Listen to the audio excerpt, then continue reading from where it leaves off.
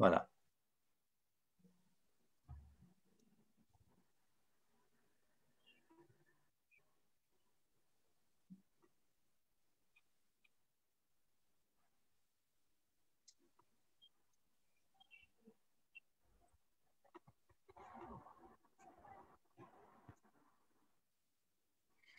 Est-ce que, Madame Alfie, vous pouvez vérifier si vous pouvez partager ce que ça marche le partage de votre côté?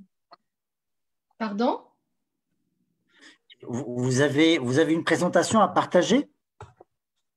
Non, non, pas pour aujourd'hui. En fait, ça va être beaucoup plus une conférence, beaucoup Excellent. plus un partage que plutôt formative.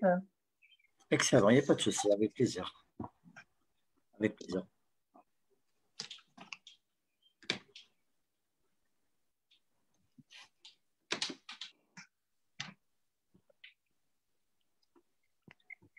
Donc, écoutez, sans trop tarder, de toute façon, je tiens à remercier tous les participants qui sont ici à temps et on s'excuse pour ce qui est en retard.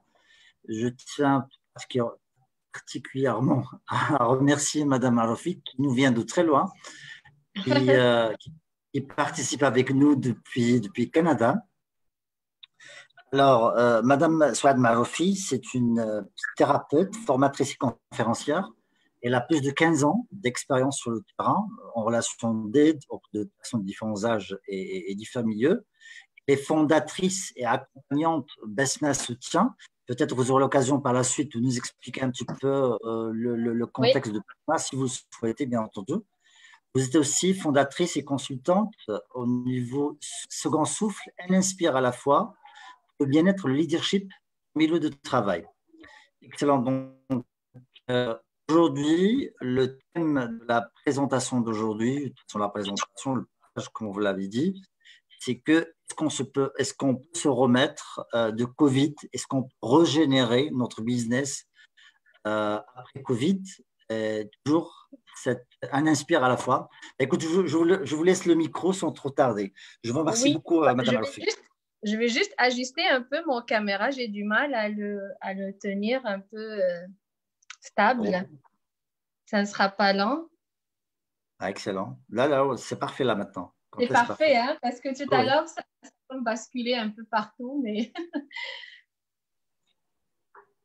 Excellent. Bah, alors, écoutez, je vous donne le micro. Information, je viens de faire sur Facebook. Je viens de diffuser sur Facebook.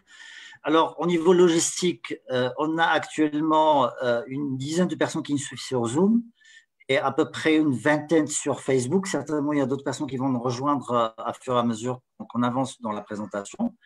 Bon, la présentation, ça doit prendre au total 90 minutes.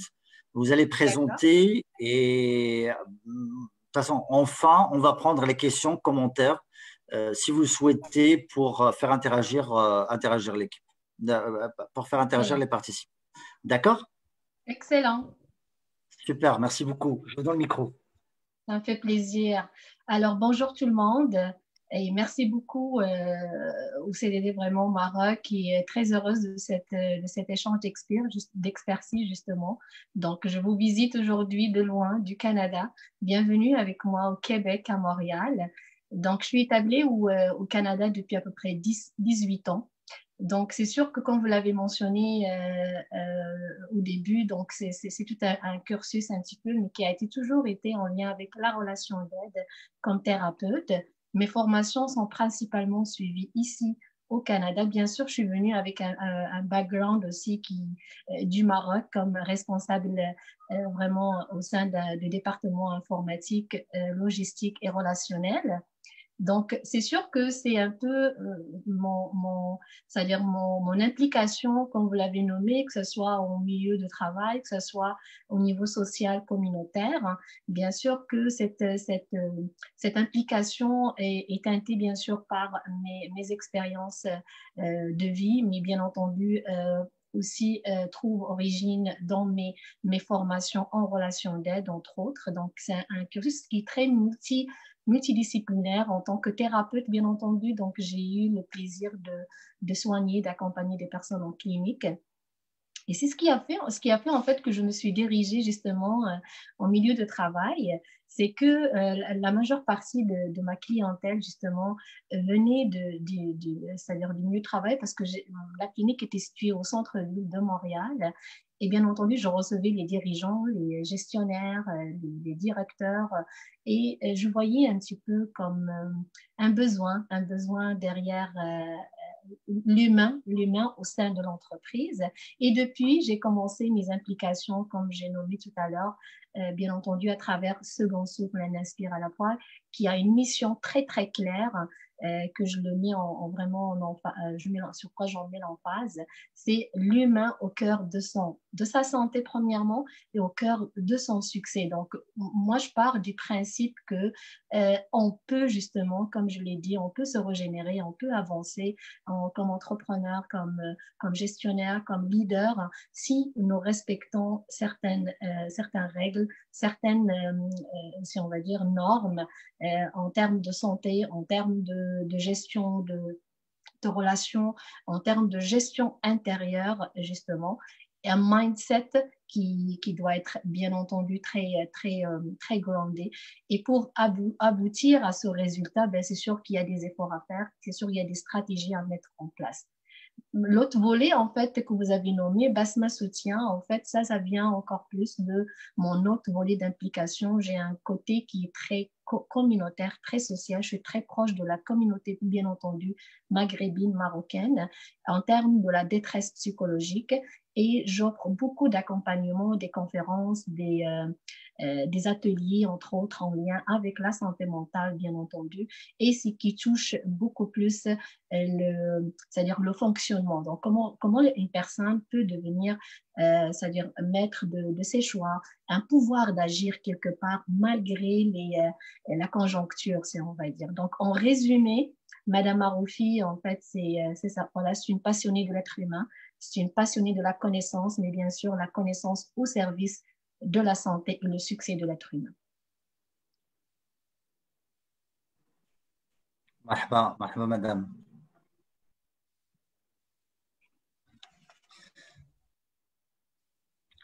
Il n'y aura pas de questions-réponses. Je vous laisse présenter un petit peu ce que vous souhaitez mettre en place. Moi, ce que je vous propose, c'est que jusqu'à la fin, ce que vous terminez un petit peu votre présentation orale, s'il y a des questions, des commentaires, je vais les capturer et je vais les partager avec vous. D'accord? Excellent. Parce que moi, je ne vois pas les personnes, je ne vois pas les commentaires. Donc, c'est sûr que je ne vois pas qu'est-ce qui se passe derrière l'écran.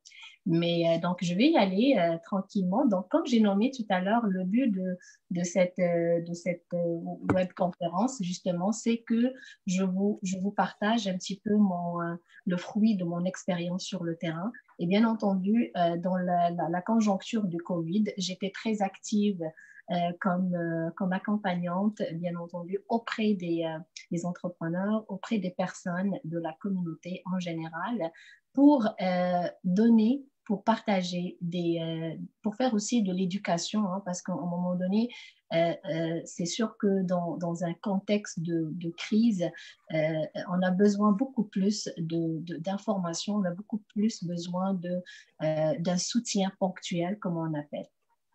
Et bien entendu, partant de cette idée-là que l'entrepreneur peut se régénérer, donc vient de ce que mon expérience m'a démontré. Et ici, je vais aller beaucoup plus c'est-à-dire c'est la thérapeute qui va parler, mais il y a aussi la formatrice en pleine conscience parce que je me suis beaucoup bien entendu, outre les formations, j'ai choisi beaucoup plus l'aspect pleine conscience où je souhaite un petit peu regrouper toutes mes expertises, mais sous ce chapeau-là, la pleine conscience, mais comment devenir un leader, comment devenir un entrepreneur, une personne au sein de l'entreprise, en milieu de travail, un bon gestionnaire, un bon décisionnel, quelqu'un qui va être capable de prendre des décisions dans dans un contexte de crise ou même dans d'autres contextes. Et ici, je vais vous partager en fait trois aspects que pour moi sont tellement essentiel. Je sais pas, j'avais publié une publication sur ma page, en fait, en reprenant le terme crise. Le mot crise, en fait, en médecine chinoise, ou selon la terminologie chinoise, on regroupe en fait deux termes. Huiji, c'est la pensée Huiji. Donc, les deux termes signifient, le oui signifie opportunité ou risque. Ji, ça veut dire qu'en avance, ça veut dire que y a une... non, je veux dire oui, le oui, c'est danger, risque. Ji, c'est l'opportunité. Donc, c'est sûr que tout ce qu'on avait vécu actuellement par rapport à la COVID, plusieurs entrepreneurs ont été touchés. Bien sûr, je m'inclus aussi parce que je suis aussi une entrepreneur. Mais de considérer justement cette crise comme une opportunité, on peut justement se régénérer en fait pour se réorganiser et se réinventer comme entrepreneur. Donc aujourd'hui, mon message va s'adresser bien entendu beaucoup plus par rapport au milieu de travail, mais en utilisant des notions de la santé et bien entendu de la pleine conscience et de toutes mes autres formations en santé mentale. Le premier élément que j'ai nommé, en fait, c'est de se régénérer. Le terme Ouija dans la terminologie chinoise, donc comme je l'ai dit, donc c'est opportunité et c'est danger, risque, mais il y a une opportunité. Donc, c'est sûr que derrière une crise, derrière une situation où on est confronté à un risque, où on est confronté on est confronté à un danger tel que la situation que nous avons vécue mondialement à une échelle, je dirais, collective, parce que tout le monde a été touché. C'est important d'aller un petit peu par revenir à l'essentiel. Hein. Donc, quand je dis l'humain au cœur de son succès, c'est que derrière la compagnie, derrière l'entrepreneur, derrière le gestionnaire, le leader, le dirigeant, il y a un humain. Donc, l'humain, c'est la base, c'est l'essence sur laquelle on doit aller premièrement miser. Et d'ailleurs, je vais reprendre, j'ai lu un petit passage un petit peu ce matin que vous avez peut-être publié, monsieur Rossé, c'est que vous avez dit, comme le slogan ou quelque chose comme ça par rapport au CDD, c'est d'être positif, d'être aspirant, si je ne me trompe pas. Corrigez-moi, je pense qu'il y avait un autre terme. Et ça m'a vraiment ça m'a frappé parce que c'est pas mal un peu ça ce qu'un leader ou un dirigeant doit développer comme mindset, comme pensée, comme manière d'être en premier.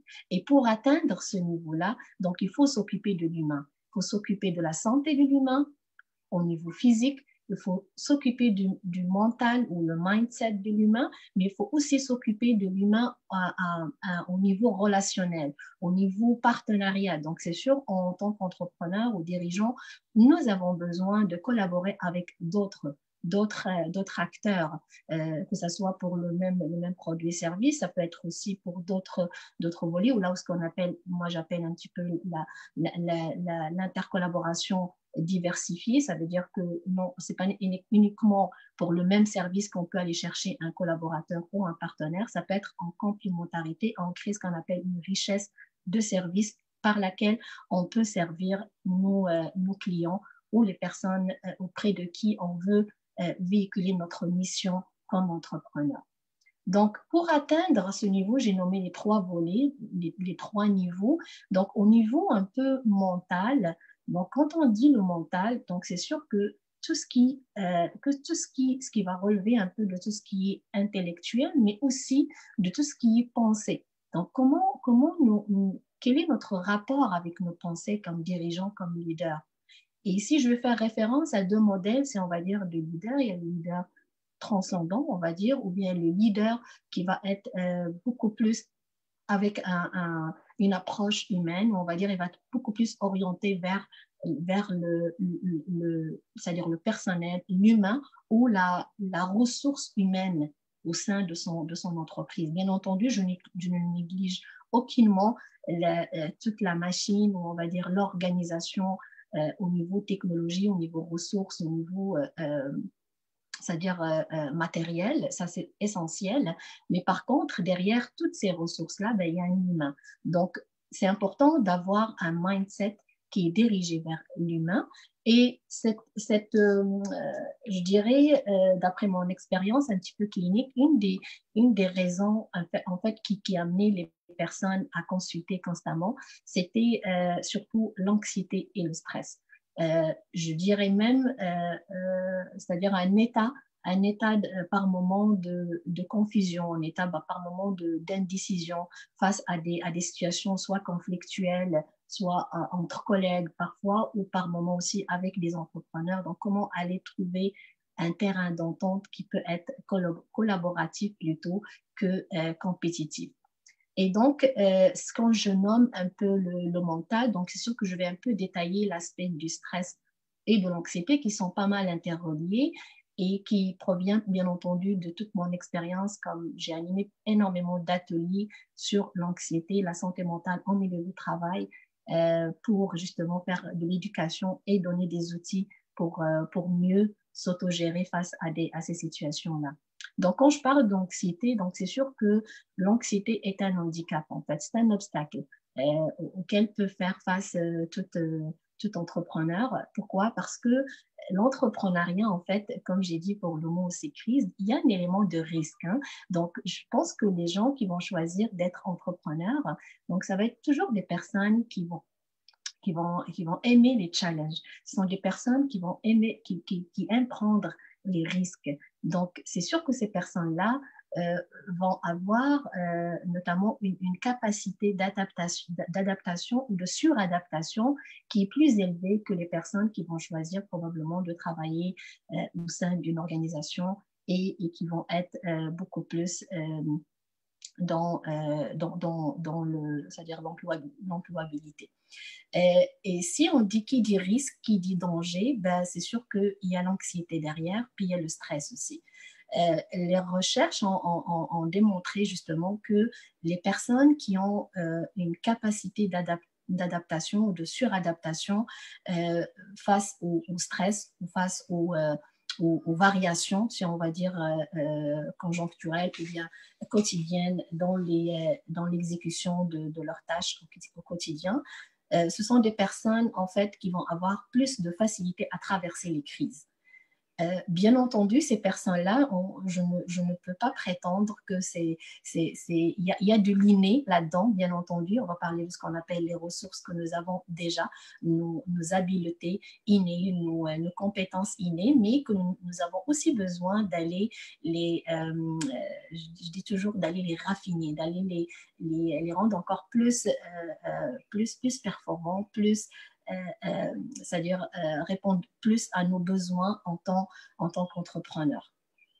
Et en nommant l'anxiété, je pourrais vous dire que les deux ennemis vraiment principaux par rapport à l'anxiété, en fait, deux éléments essentiels que nous avons besoin comme entrepreneurs ou comme dirigeants d'avoir vraiment en tête, en fait, c'est l'aspect de l'excès de contrôle et l'intolérance à l'incertitude.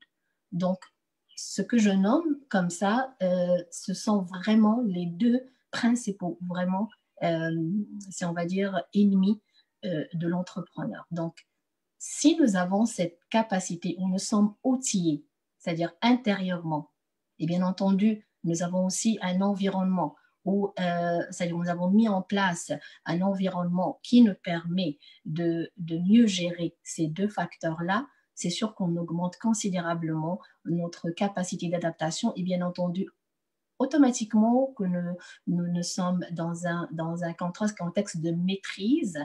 Une maîtrise, ça veut dire je suis en confiance.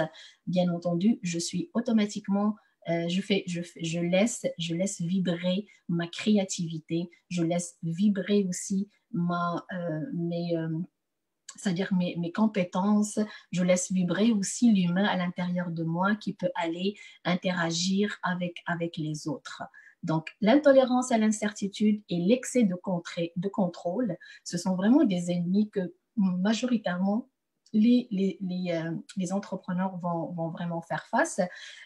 Et bien entendu, si je fais référence à la crise ou bien à la période que nous avons vécue par rapport au Covid, et là, un peu, on regarde un petit peu un mouvement, c'est ça, on est en plein déconfinement, bien entendu, les entrepreneurs doivent reprendre. Donc, j'imagine, vous serez totalement d'accord avec moi, que nous avons besoin de prendre soin ou de considérer ces deux facteurs-là parce que ce n'est pas l'idée de revenir ou de se régénérer probablement de la même manière que nous étions avant.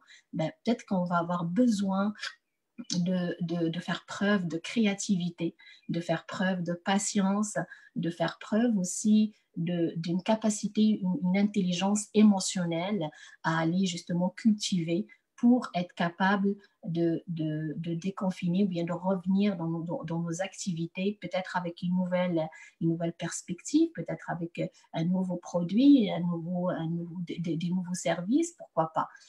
Donc, et bien entendu, ça, c'est par rapport à l'anxiété. L'anxiété, c'est pas mal un peu, on va vis-à-vis c'est-à-dire l'excès de contrôle ou l'intolérance à l'incertitude, c'est sûr que nous avons besoin de rentrer en état d'accueil et d'acceptation par rapport à nos appréhensions, par rapport à nos craintes, par rapport à nos peurs, par rapport à notre succès par la suite.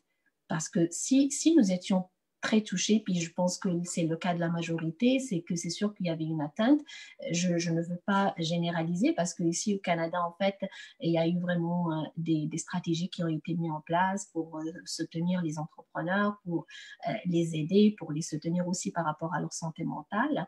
Je me demande aussi au Maroc, j'ai vu un peu qu'il y a eu vraiment une bonne mobilisation de la part du gouvernement, de la part des acteurs sur place et c'est ça, c'est magnifique. Donc, nous avons besoin de ça comme entrepreneurs pour pouvoir avancer, pour pouvoir se régénérer, comme j'ai dit, et se réinventer, voire même tout réorganiser notre compagnie ou notre mission carrément. On peut même aller revoir notre mission sans perdre le jus, sans perdre son jus, sans se déconnecter de son essence. L'autre élément que j'ai nommé, en fait, qui est interrelié, bien entendu, à l'anxiété, qui est le stress. Donc, le stress, c'est prouvé aussi, c'est par des recherches et tout, que dans les crises, les personnes en fait, il y a trois mécanismes d'adaptation, trois façons de réagir ou d'interagir avec le stress, surtout en situation de crise, mais de crise vraiment importante, parce qu'ici, il faut qu'on définisse un peu les crises, dépendamment de la crise qu'on va vivre. Celle-ci était quand même importante, celle du COVID. Donc, le stress, en fait, il y a un centre de recherche ici, vraiment très connu ici au Québec, à Montréal, dirigé par Madame Sonia Lupin. Et ce centre de recherche, en fait, s'intéresse beaucoup à tout ce qui est vraiment attrait au stress et comment s'adapter au stress, la définition du stress, les stratégies, c'est-à-dire comment on peut y faire face. Et c'est très élaboré, c'est très vraiment axé sur les dernières vraiment, c'est-à-dire découvertes en lien avec le stress. Donc, nous utilisons un peu ce qu'on appelle un acronyme que j'aime beaucoup, en fait, que j'explique souvent même en milieu de travail. C'est l'acronyme que je nomme CINE, en fait. CINE, C-I-N-E.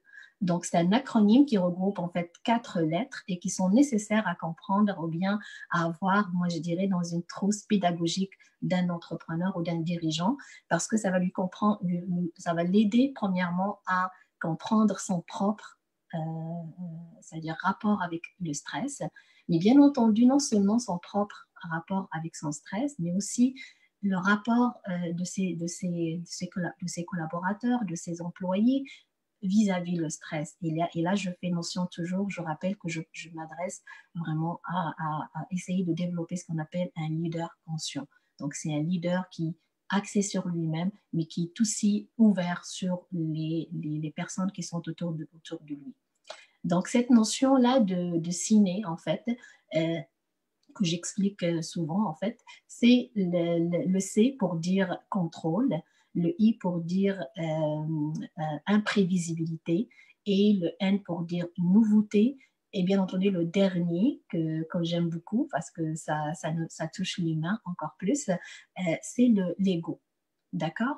Donc, si on prend ces quatre lettres indépendamment, le contrôle, donc, c'est sûr qu'on revient un peu à l'aspect de l'anxiété. Donc, il y a un état d'excès de contrôle. Je ne parle pas, bien entendu, d'un contrôle stratégique, d'un contrôle avec un plan d'action face à une situation, ou bien d'un contrôle où nous avons besoin justement de bâtir ou mettre en place des facteurs pour la réussite de notre boîte, notre entreprise. Mais bien entendu, je parle d'un état excessif qui va nous causer de la souffrance au final.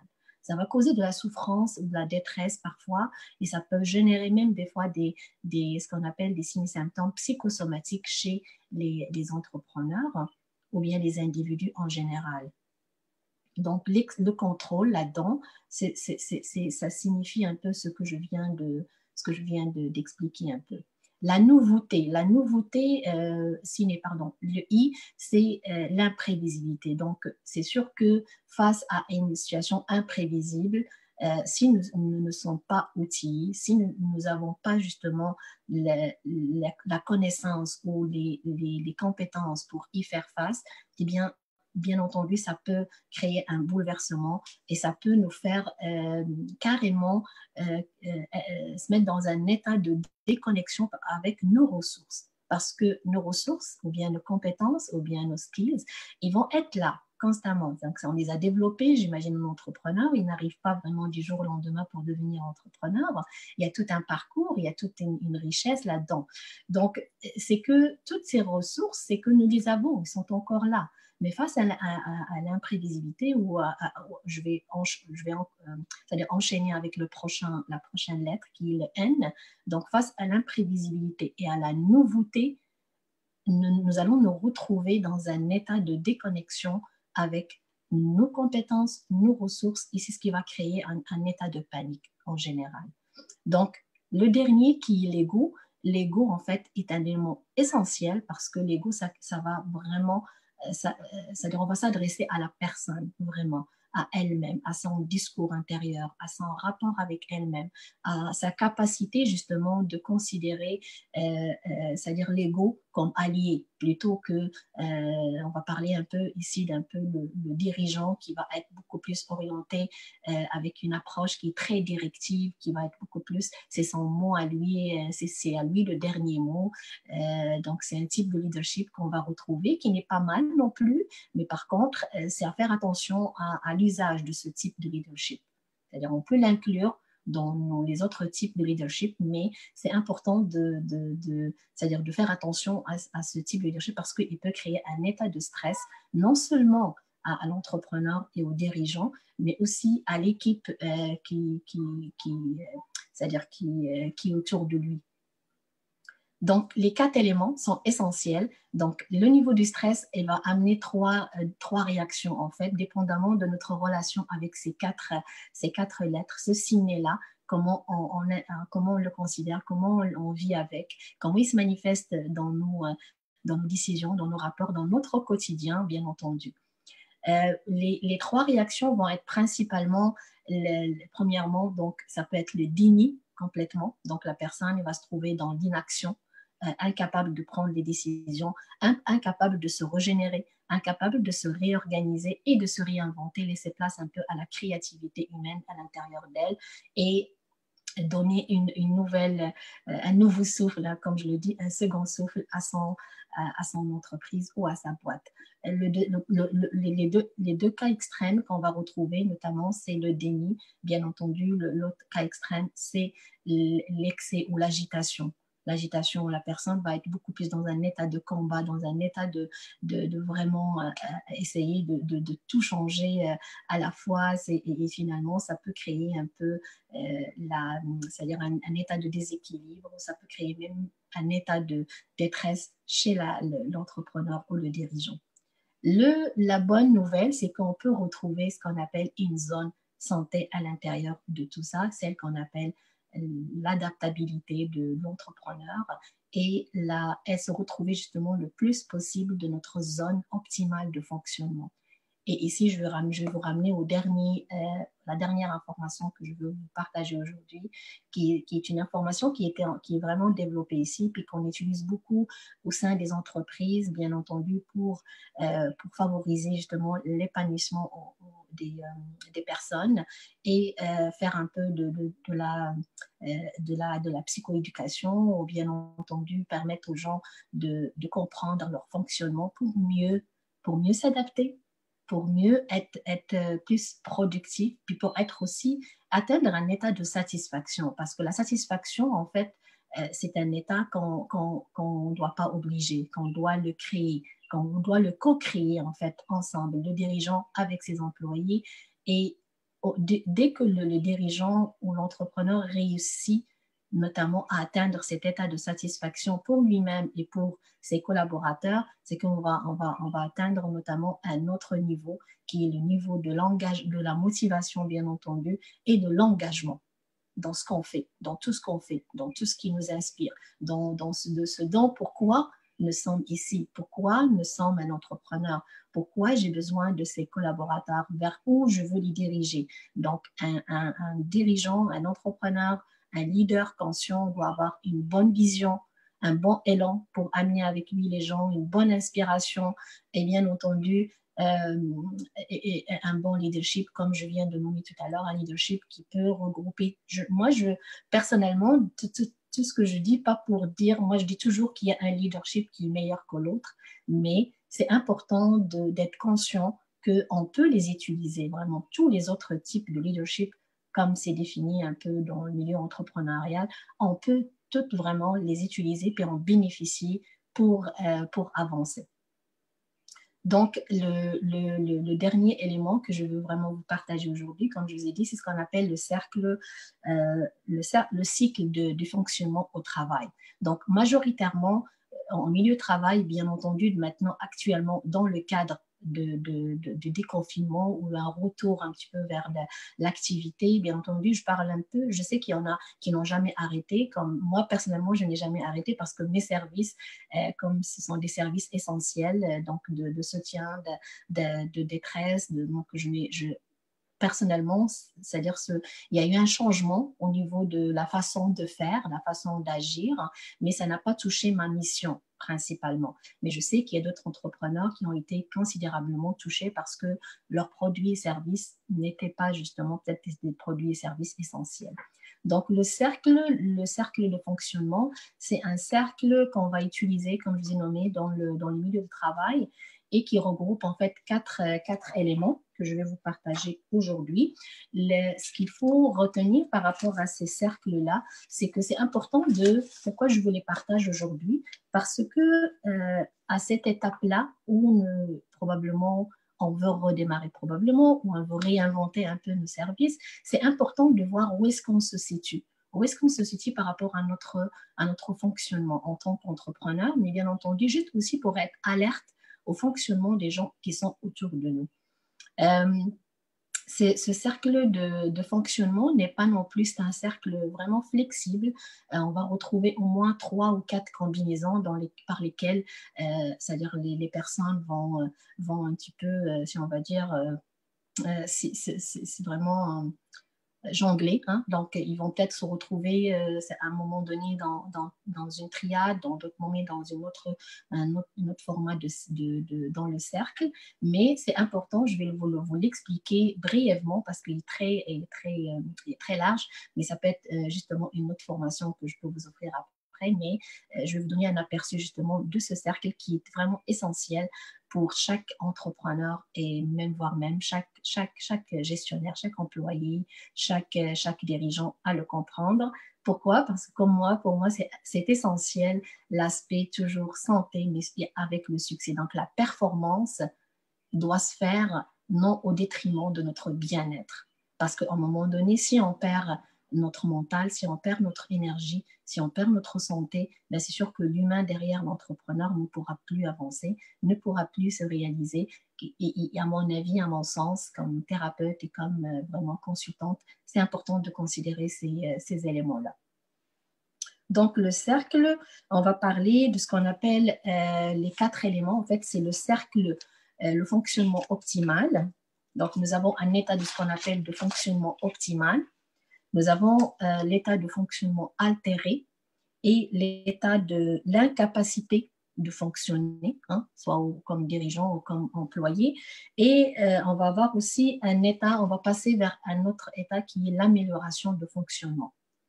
Donc, entendons-nous que nous allons pas mal passer par ces quatre états-là continuellement, bien sûr à divers degrés, c'est-à-dire à diverses intensités, peut-être quotidiennement, peut-être de manière cyclique durant l'année.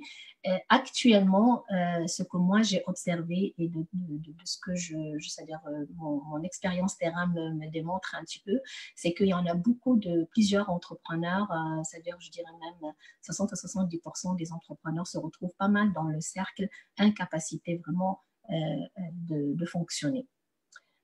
Pourquoi? C'est certainement parce qu'on va pas mal passer par c'est-à-dire les quatre phases. C'est sûr, peut-être à un moment donné, ce qui explique ça un petit peu, cette incapacité de fonctionner va s'expliquer surtout par probablement que l'entrepreneur, avant la crise, était pas mal dans un état on va dire, la deuxième phase, qui est la phase de fonctionnement altéré. Donc, dépendamment, aujourd'hui, je m'adresse aux entrepreneurs ou aux dirigeants, donc ce serait probablement intéressant d'évaluer votre état de fonctionnement. Vous êtes dans quelle phase? Est-ce que vous êtes dans une phase de fonctionnement optimale, c'est-à-dire vous êtes en possession de toutes vos capacités, vous avez largement l'énergie nécessaire pour mener votre mission, pour véhiculer vos valeurs comme entrepreneur et puis contribuer à l'enrichissement de votre entreprise, ou probablement vous êtes dans un état de fonctionnement qu'on appelle altéré.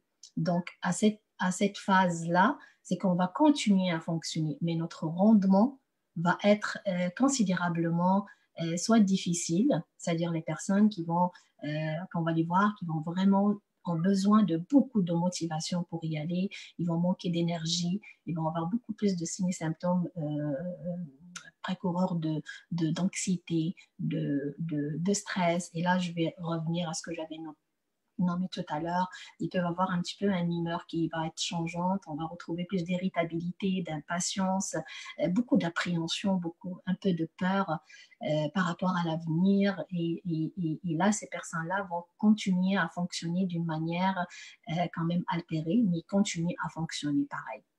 La troisième, c'est-à-dire la troisième phase, c'est la phase c'est-à-dire incapacité de fonctionner. Et c'est pas mal un peu ce que moi, c'est-à-dire j'en suis témoin. Et il y en a beaucoup qui sont pas mal dans cette phase-là parce que le niveau de stress est très élevé. Le niveau je vous dirais, en fait, ces personnes-là, c'est parce qu'il y a une grosse perte. Souvent, soit qu'on a complètement perdu un petit peu nos repères, on ne sait plus comment se régénérer, on ne sait plus comment être créatif, on ne sait plus comment modifier peut-être nos produits et services pour notre clientèle. Et ça peut donner un état de stress aigu. Même des fois, on peut parler d'un trauma ou d'un trauma aigu, là, en fait, qui peut se transformer par la suite par un traumatisme chronique. Donc, dans cette phase-là, donc, les gens vont avoir beaucoup, comme j'ai dit, les signes et symptômes de détresse. Ils vont être incapables d'avoir une vision, incapables de se connecter à leur sens, au sens qu'ils donnent à leur entreprise, et sont incapables de voir vraiment l'avenir. Et souvent, ces personnes-là, ils vont avoir beaucoup plus besoin d'un accompagnement ou d'un soutien par des professionnels. Donc, la beauté dans tout ça, c'est que, c'est-à-dire malgré ces phases, malgré qu'on va passer par ces trois phases que j'ai nommées, c'est que c'est possible de passer et d'atteindre, encore une fois, un état de fonctionnement, qu'on va dire une reprise. Hein? C'est ça le second souffle, en fait. On peut travailler, on peut avoir c'est-à-dire des stratégies, des outils pour améliorer le fonctionnement. Donc, c'est ce que je voulais dire par le second souffle. Et du moment qu'on atteint cet état-là et qu'on s'outille bien pour améliorer notre fonctionnement et être capable de revoir nos priorités, redéfinir, bien entendu, probablement notre nouvelle façon de faire les choses. Ça peut être complètement une occasion, comme le mot, la pensée Ouija le dit, ça peut être considérablement une occasion, une opportunité. Okay? On va prendre un risque, mais ça va faire en sorte que notre compagnie, nos services vont prendre encore plus d'ampleur, ils vont être encore plus présents sur le marché.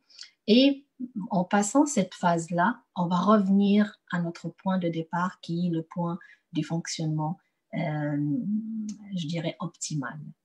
Donc, en résumé, principalement ce que je vais vous partager aujourd'hui, je vais vous laisser peut-être interagir, me poser des questions et puis par la suite, je peux compléter. J'en ai des outils que je peux vous partager aujourd'hui. Donc, je vous laisse la parole, Monsieur Rossi. Merci beaucoup, madame. Là, jusqu'à maintenant, j'ai pas de réaction sur Zoom. Je vais peut-être ouvrir les micros si jamais quelqu'un souhaite intervenir. Alors, si jamais vous pouvez aussi intervenir en posant vos questions par texte sur l'espace de conversation. D'accord. Alors, je vais ajouter peut-être aussi un coup d'œil sur Facebook. Tout à l'heure, il y a toute une communauté, plus de 50 personnes qui nous accompagnent sur Facebook. D'accord.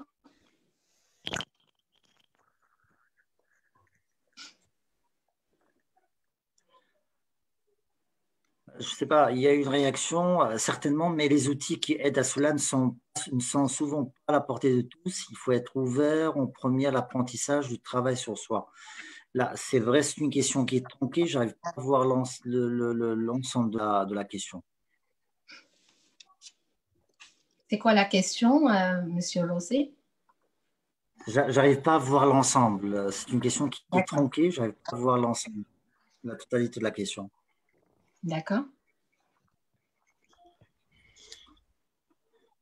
Donc, a priori, non, il n'y a pas de questions, il n'y a pas de commentaires que je peux partager à ce stade-là. Je ne sais pas si vous pouvez partager d'autres outils, d'autres ressources. Par rapport à… Voilà, il y a quelqu'un. C'est aussi, il y a quelques questions. C'est aussi, si vous permettez. Bonjour, Madame Souad, ça va? Vous allez bien? Bonjour.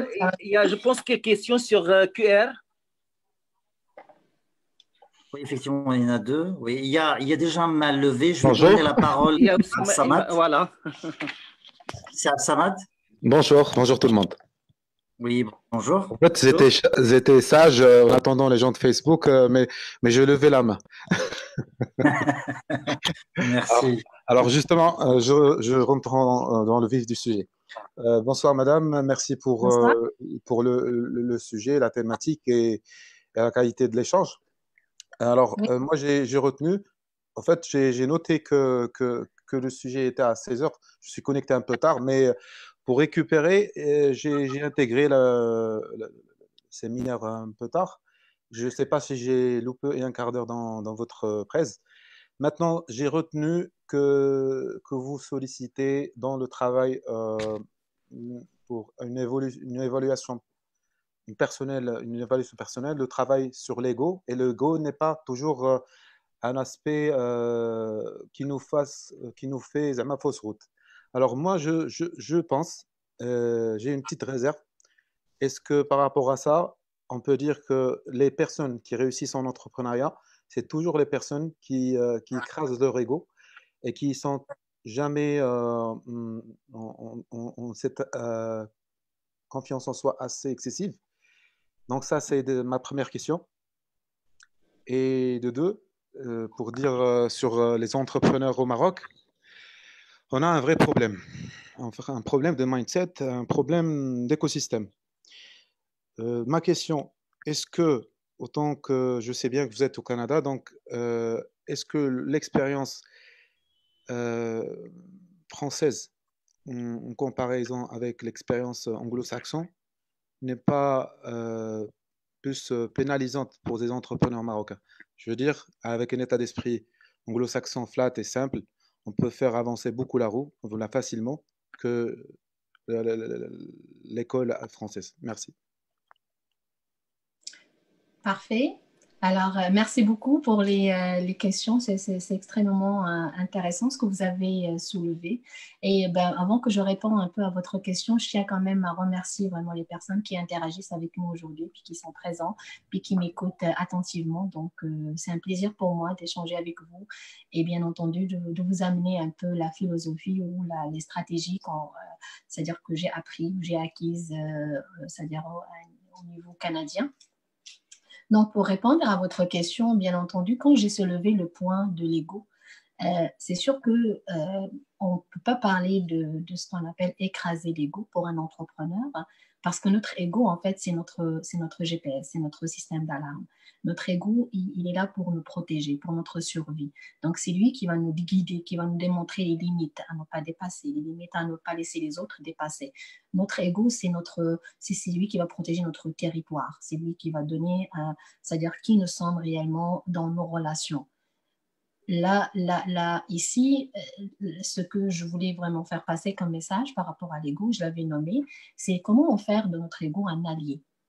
Parce que l'ego, c'est celui qui va, à force qu'il veut nous protéger, en fait, qui veut protéger notre intégrité, puis qui veut vraiment nous pousser vers l'excellence, vers la distinction, vers l'unicité, si on va dire. Notre ego, c'est ça, c'est un peu notre unicité. À force qu'il est très puissant, il est très fort, hein, et son discours il peut être très, très déstabilisant par moments. À force qu'il est très fort, ça peut faire en sorte qu'on va perdre contact avec d'autres éléments de notre être, de nos niveaux de conscience. Entre autres, un niveau de conscience, je vous dirais, un petit peu humain, le niveau de conscience en lien avec nos valeurs, notre niveau de conscience en lien aussi avec nos rêves. Donc, l'ego, l'idée, c'est d'en faire un allié. C'est de s'en servir dans les moments où nous rentrons, c'est-à-dire pour aller pousser loin nos rêves. Parce que si nous ne considérons pas notre ego, on va tomber dans ce qu'on appelle le déni. Et bien entendu, pour moi, un entrepreneur qui n'a pas vraiment cette drive, ce désir-là de se réaliser, de se surpasser, d'aller de l'avant, d'aller chercher ce qu'il faut, quand ça a été nommé un peu la difficulté d'une bonne maîtrise de soi, de connaissance de soi, oui, il y a des outils. C'est pour ça qu'on fait appel des fois à des consultants au sein des entreprises. C'est pour ça qu'on on fait appel des fois à des thérapeutes ou des personnes qui peuvent nous aider dans ce processus-là. Ceci pour dire, en résumé, c'est que ça prend de l'ego, mais ça prend aussi des stratégies. Nous avons intérêt à développer des stratégies, entre autres, pour c'est-à-dire faire de notre ego un allié. Ici, c'est-à-dire en Nord-Amérique ou on va dire au Canada, c'est sûr que l'écosystème est fait différemment, bien entendu, qu'au Maroc. Moi, d'après mon expérience, justement, donc j'étais témoin un peu de plusieurs stratégies. Je peux vous parler un peu de ce qu'on appelle programme d'aide aux employés. Donc, c'est sûr qu'il y a une ouverture un peu beaucoup plus à large sur la façon de faire au sein des entreprises. On considère beaucoup l'humain, bien entendu, c'est-à-dire jusqu'à maintenant, c'est-à-dire c'est déjà établi, mais on continue à travailler fort là-dessus. D'ailleurs, moi, j'embarque dans un projet pilote bientôt dirigé par une personne qui veut justement encore aller plus loin, c'est-à-dire sensibiliser à l'importance, c'est-à-dire au sein de l'entreprise, d'outiller l'humain à l'intérieur de l'entreprise. Donc, je pense le pas d'avance un petit peu au niveau, comparativement, j'imagine, à ce que vous avez nommé en Europe. En Europe, c'est quand même un système qui est un peu, on va dire, bureaucratique. Il y a plusieurs... L'humain, en fait, est considéré beaucoup plus par rapport à ses diplômes, par rapport je dirais, peut-être à son historique. Ben, c'est la même chose ici. On va considérer la compétence, on va considérer l'excellence, mais aussi sans négliger l'humain. Donc, j'espère que j'ai répondu un peu à votre question, mais en résumé, c'est important de réaliser, de prendre conscience que l'ego, que ce soit l'ego ou bien les stratégies ou les outils qu'on va mettre en place au sein de l'entreprise doivent avoir en arrière-plan une idée ou une pensée qui qui est une pensée axée sur l'humain. On ne néglige pas l'ego, on ne néglige pas la compétence, on va chercher l'excellence, bien entendu, on ne néglige pas la formation, on ne néglige pas que la personne est bien outillée, mais bien entendu, on va encore pousser loin cette personne. C'est-à-dire pour amener l'engagement et la motivation au sein de l'entreprise, nous avons intérêt, maintenant c'est prouvé là, partout dans les recherches nord-américaines et partout, même en France maintenant, j'ai des collaborateurs, je vois il y a une ouverture encore sur cet esprit, cette façon de faire, cette philosophie en fait de faire. Je peux compléter ou pas? Je peux juste compléter sur l'ego. Oui, oui.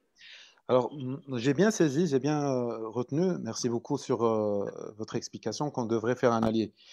Ne serait-ce aussi difficile de faire un allié avec l'ego si on résulte des éloges.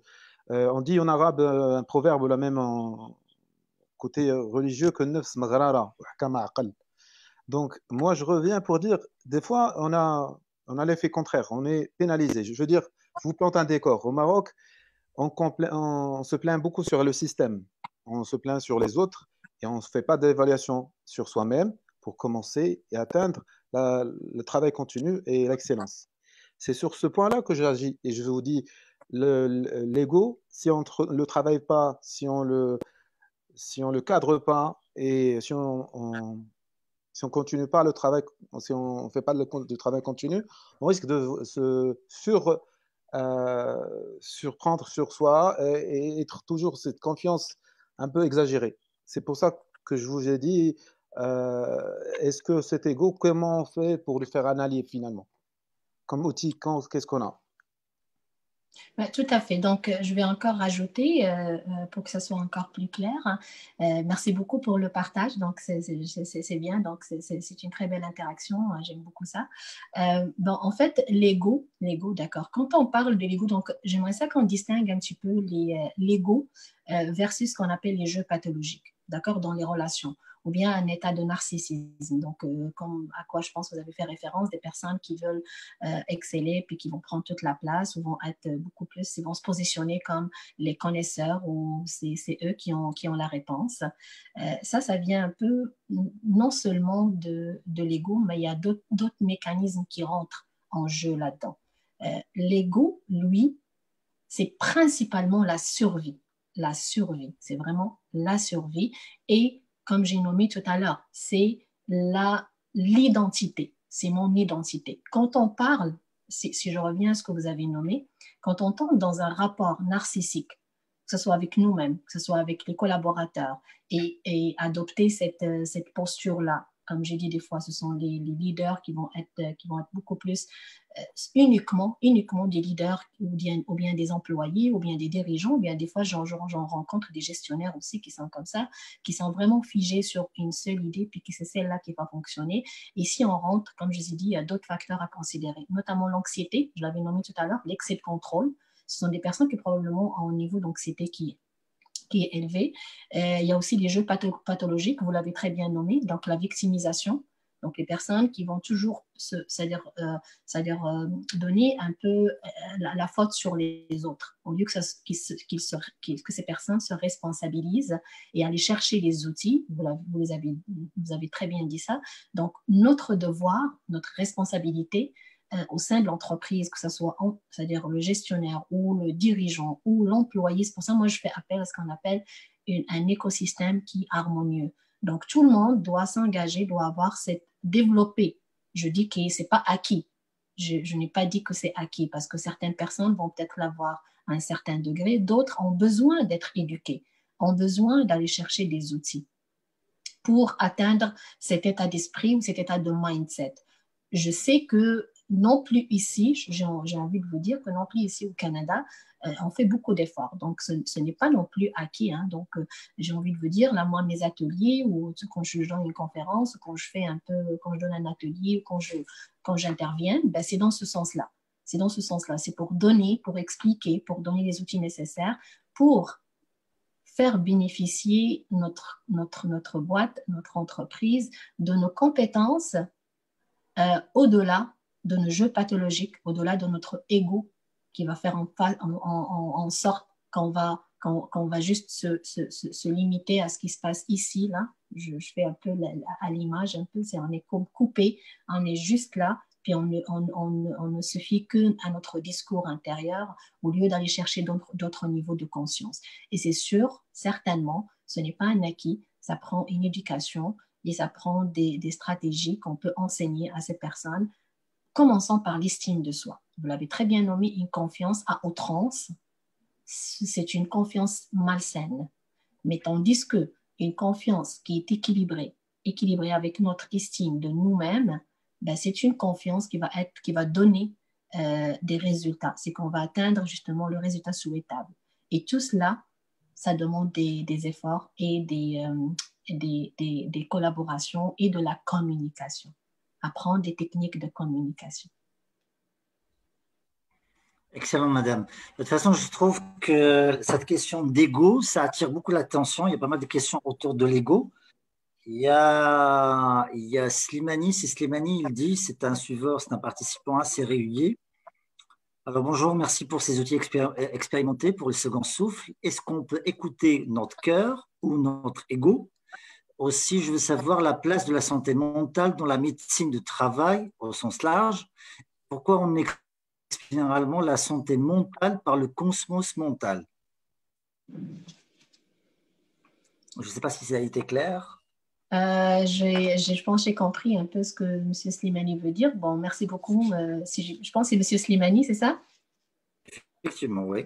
D'accord. Alors, merci M. Slimani. C'est un plaisir encore une fois aussi d'échanger avec vous. Alors, pour revenir à votre question, donc il y a 3 points que je retiens un peu. Donc, principalement, on revient un peu à l'ego et à ce qu'on écoute l'ego, on développe un petit peu ce qu'on appelle le langage du cœur. Le deuxième élément que j'ai soulevé, en fait, c'est en lien avec la santé mentale en milieu de travail. Et je ne sais pas, je ne me rappelle pas le dernier. En fait, je vais commencer d'abord par ça. Alors, pour le cœur, la relation entre cœur et ego, donc c'est sûr que quand on parle de l'ego, on va toujours l'exposer ou on va le mettre, c'est-à-dire en confrontation avec ce qu'on appelle l'intuition, notre intuition. Donc, c'est sûr, le langage de l'ego, moi, je ne vais jamais le négliger parce que c'est essentiel, c'est très important. Sans notre ego, on ne peut pas se réaliser. Moi, je prends beaucoup pour ce qu'on appelle mettre un état d'harmonie entre les deux. L'ego va servir justement dans notre prise de décision, va servir pour protéger, comme j'ai dit tout à l'heure, notre intégrité. Parce que c'est sûr que quand on rentre dans des relations, qu'on le veut, qu'on ne le veut pas, nous avons des systèmes, ce qu'on appelle des systèmes intuitifs, des systèmes instinctifs, le système limbique, le système reptilien. Donc, nous avons ces systèmes qui fonctionnent constamment. Ces systèmes-là sont interreliés à l'ego.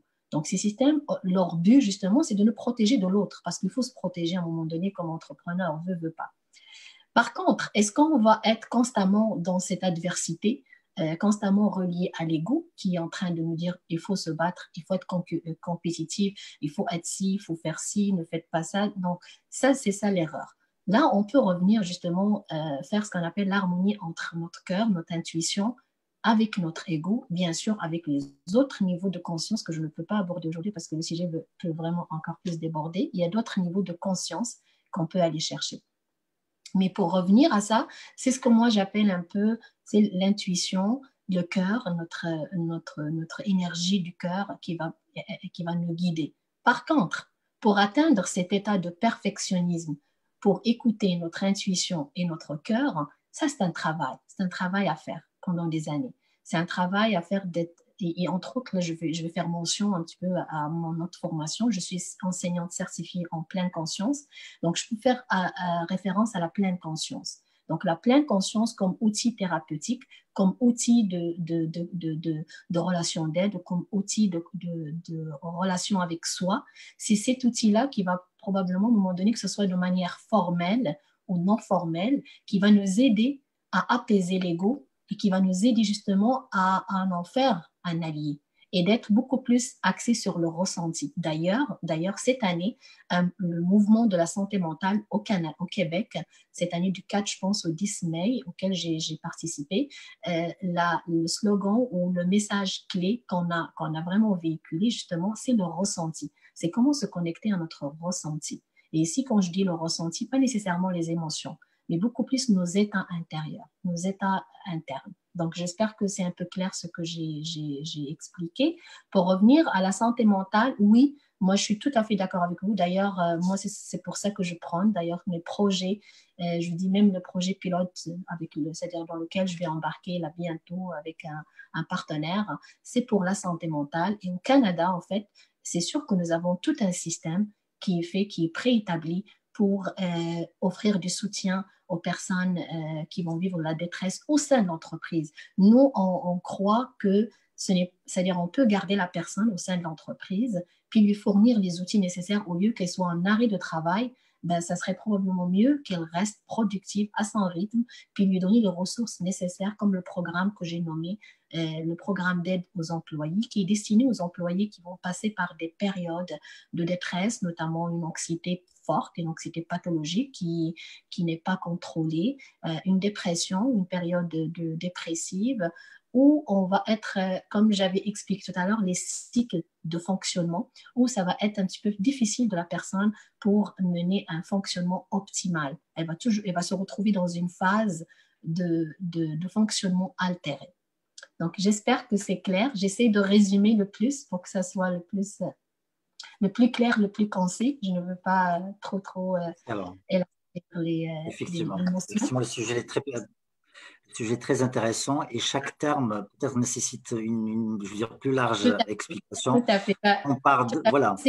En fait, c'est aussi, ce sont des formations à part chacune. En fait, c'est pour ça tout ce que je vous partage, c'est un peu le résumé de chaque module, ce sont des formations offertes en entreprise complète, vraiment, sur des semaines. Un atelier qu'on donne là, sur l'anxiété, sur l'estime de soi, ou bien sur la santé mentale au milieu de travail, ça dure 10 semaines, une fois par semaine. Donc, je resterai toujours sur les questions de l'ego pour garder un fil conducteur. Alors, j'emprunte des questions de Facebook. Et il y a Ahmed Harrar, il dit, je vais poser les 3 questions en même temps, comme ça vous aurez la liberté de faire une réponse consolidée. Alors, Harrar, Ahmed, il dit, l'ego n'est-il pas en fait le tout contraire de l'acte entrepreneurial? Ça, c'est la première question. Il y a Samir Idrissi. Excusez-moi, monsieur Rossi, vous pouvez répéter parce que j'ai mal entendu. Alors, il dit, l'ego n'est-il pas en fait le tout contraire de l'acte entrepreneurial? D'accord. L'ego, voilà le contraire. Il y a Samir Idrissi, alors après le remerciement, alors il dit, en pratique, comment faire de son ego un allié? Est-ce que c'est en se donnant des objectifs qui font plaisir? Et 3e question, toujours de Sihvar, Ahmed Harrar, alors il dit, quelle différence devrions-nous faire entre l'égoïsme et l'égocentrisme? Voilà les 3 questions. D'accord.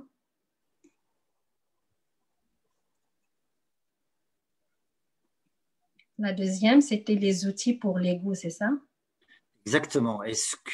Comment faire de son ego un allié? Est-ce que c'est en donnant des objectifs est-ce qu'il y a un moyen, c'est en donnant des objectifs qui font plaisir?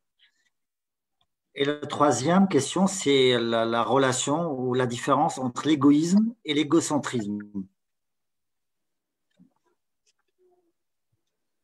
Donc, l'ego aussi est une personne qui nous a dit qu'elle veut savoir si l'ego était contre l'acte entrepreneurial, c'est ça? Oui, exactement, oui, effectivement. Donc, j'essaie de comprendre dans quel sens, en fait, honnêtement, j'essaie de réfléchir qu'est-ce qu'il veut dire par le fait que l'ego est contre l'acte entrepreneurial, parce que si on sait que l'ego nous pousse à se surpasser, notre ego, en fait, c'est ce qui va nous pousser à la réussite, à la réalisation de soi, à la distinction, à l'unicité.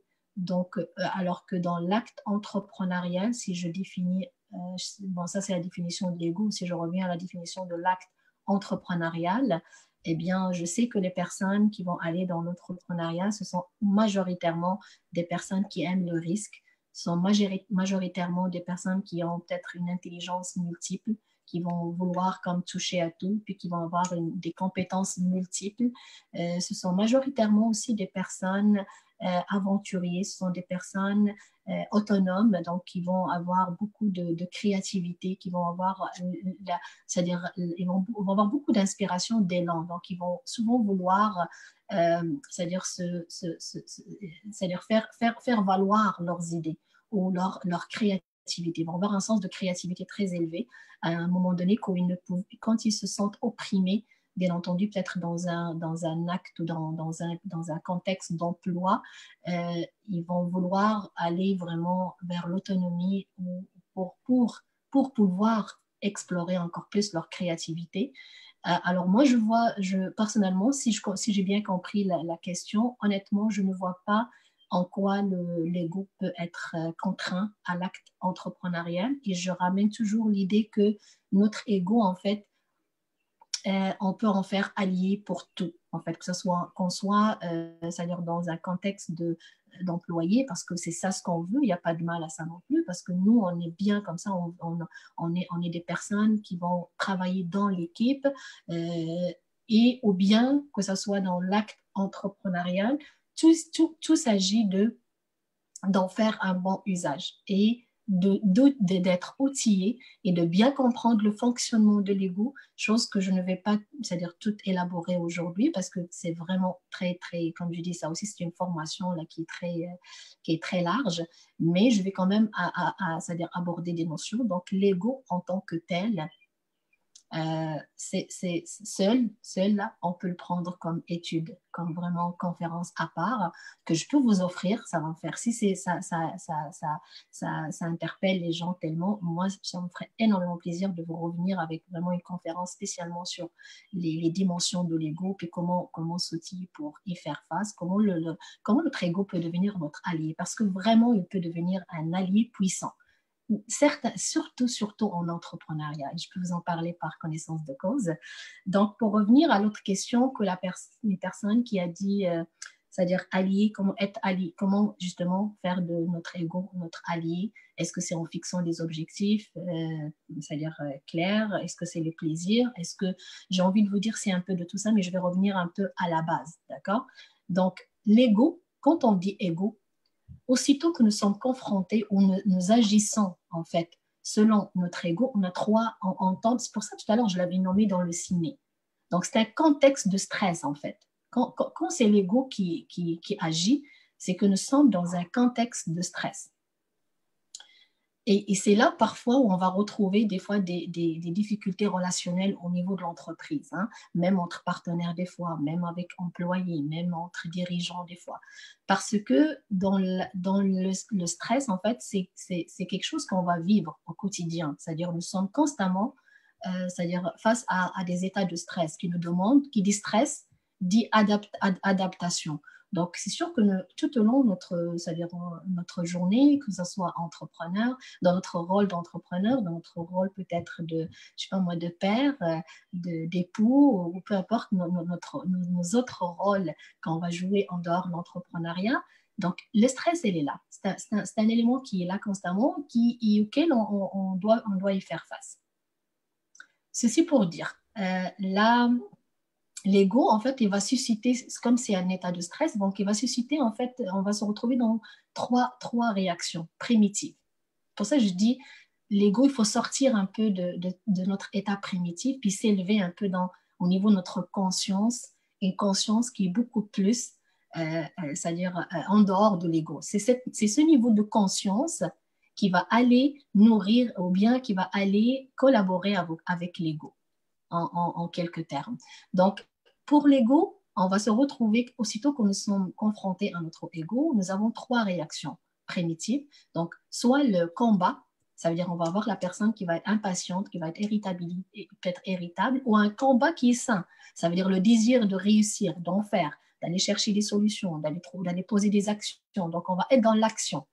Comme ça peut être un niveau de combat qui est aussi malsain. Donc, la frustration, l'attaque, l'atteinte à l'autre, l'atteinte à soi. Donc, c'est un peu ça, c'est la première réaction. La deuxième réaction, on peut être dans un état, ce qu'on appelle le déni. Le déni, c'est qu'on va complètement nier ce qui se passe. On ne va pas en prendre conscience.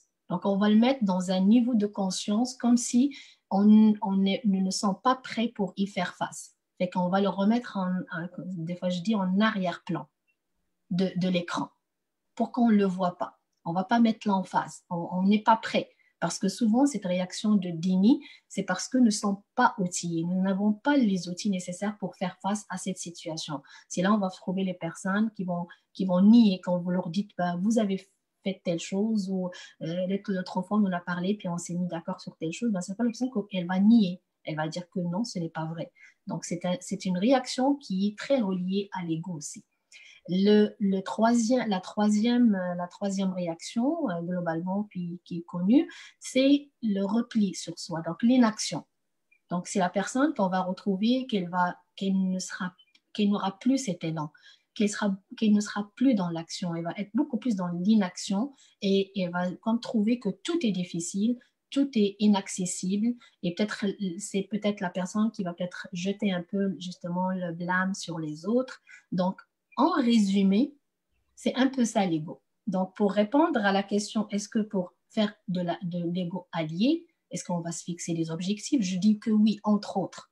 C'est une chose qu'on va considérer justement. Avoir un objectif, ça va faire en sorte qu'on va sortir un peu des états d'inaction et des états de déni. Chercher le plaisir dans l'objectif, c'est essentiel. Pourquoi? Parce que le cerveau cherche des récompenses. Votre cerveau fonctionne par plaisir. Trouvez du plaisir dans tous vos choix, dans tout ce que vous avez à faire. Pourquoi? Parce que le cerveau, c'est comme ça comment il fonctionne. Aussitôt que vous lui donnez une récompense, eh bien, il va vraiment continuer c'est-à-dire à vous fournir ce qu'il faut pour aller de l'avant. Donc, le plaisir est une notion essentielle qui est des plaisirs, des joies, des motivations, des déterminations et des capacités à persévérer. Parce que par moments, on peut perdre la motivation. Donc, quand on revient un peu à l'origine, à l'état de plaisir, à notre c'est-à-dire idée initiale, à notre intention initiale, celle qui nous donnait cette vibration, ce désir d'aller de l'avant, bien entendu, on va ramener encore avec nous notre cerveau, puis il va être là pour collaborer avec nous, puis avec nos compétences, nos capacités intellectuelles. Et au-delà de là, c'est que nous aurons la possibilité de désactiver ce qu'on appelle les mécanismes de résistance.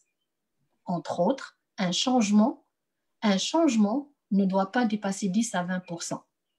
Quand on dépasse 20%, il n'y a pas de récompense. Pour le cerveau, c'est un combat. À ce moment-là, on tombe dans ce qu'on appelle les mécanismes de résistance. Donc, moi, je prends toujours, c'est pour ça d'ailleurs, je ne sais pas si vous l'avez remarqué, je dis un inspire à la fois. Moi, je prends pour les changements bien bâtis, mais dans un processus. Pourquoi? Pour justement désactiver ou déjouer les mécanismes de résistance et les jeux pathologiques qu'on va avoir comme toutes, il n'y a pas de souci, on en a tous ces jeux pathologiques, on en a tous cet ego-là qui va être là. Et bien entendu, il s'agit d'équilibrer un peu le tout. Donc, j'espère que ça répond, j'espère que c'est clair. Alors, merci beaucoup. Dans la même ligne de pensée ou de réponse, une question un petit peu beaucoup plus directe de la part de Taoufer.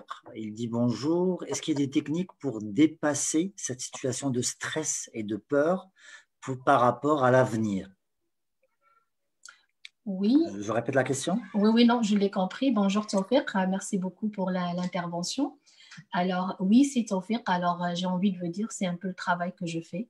Moi, je me suis beaucoup spécialisée justement en anxiété pathologique. Donc, ici, quand on parle de ces peurs ou quand on parle de ce qu'on appelle l'appréhension par rapport à l'avenir, j'ai envie de vous dire que c'est pas mal, nous sommes dans la zone de ce qu'on appelle l'anxiété pathologique.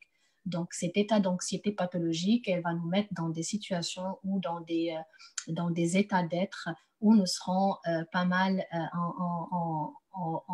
c'est-à-dire en appréhension par rapport à tout ce qui va se passer, tout ce qui va arriver après. Et d'ailleurs, c'est un défi chez les entrepreneurs. Parce que quand on tombe dans les états de fonctionnement c'est-à-dire altérée ou carrément incapacité de fonctionnement, sachez que dans ces situations-là, dans ces états-là, sachez que notre lumière d'anxiété, elle est vraiment allumée à la couleur rouge. Tous les mécanismes qui vont faire en sorte que nous allons avoir des peurs, que nous allons avoir des appréhensions, on va même aller imaginer des scénarios, des pires scénarios par rapport à ce qui va arriver dans l'avenir.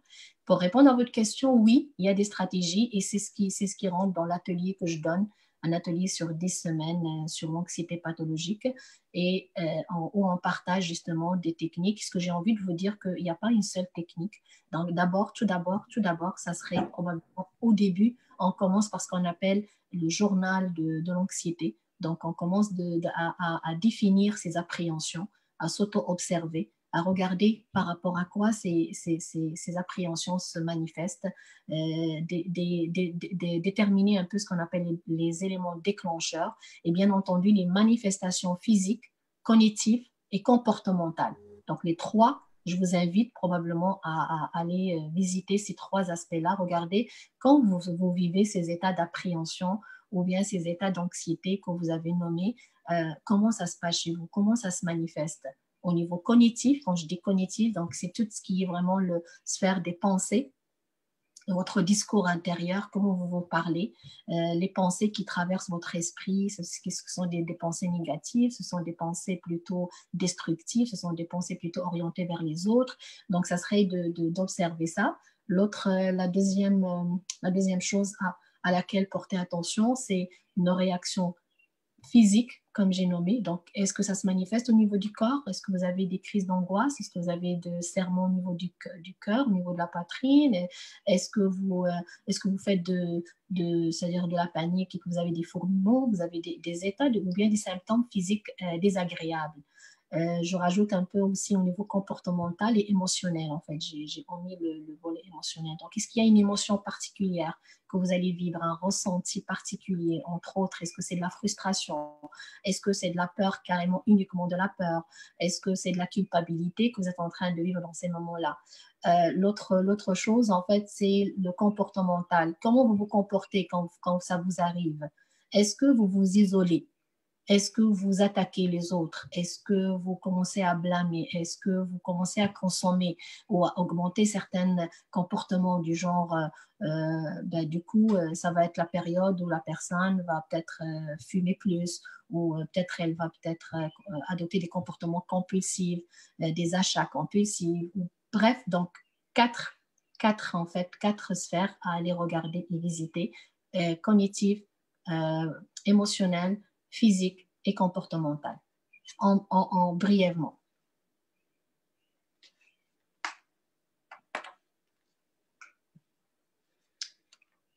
Oui, allô?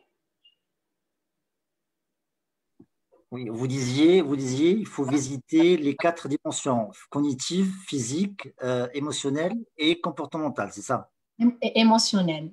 Et émotionnelle, pardon. Émotionnelle, ok. Est-ce que vous m'entendez bien? Oui, on vous entend parfaitement, oui. Très bien. Deux autres questions. Alors, une un petit peu sous forme d'un commentaire. Alors, c'est sur Facebook qui dit, c'est de la part de Abdelaziz. Alors, je vais reformuler, peut-être paraphraser sa question. Alors, il donne l'exemple des PDG qui j'ai envie de dire, qu'est-ce qu'il dit ici, la retraite, ils commencent à vieillir, ils délèguent la responsabilité d'entreprise à leurs enfants et ils ne regardent pas le bien-être ou la continuité de l'entreprise elle-même. Et la question, est-ce que c'est un comportement qui peut être tagué d'écocentrique ou, je dirais, de myopie entrepreneuriale?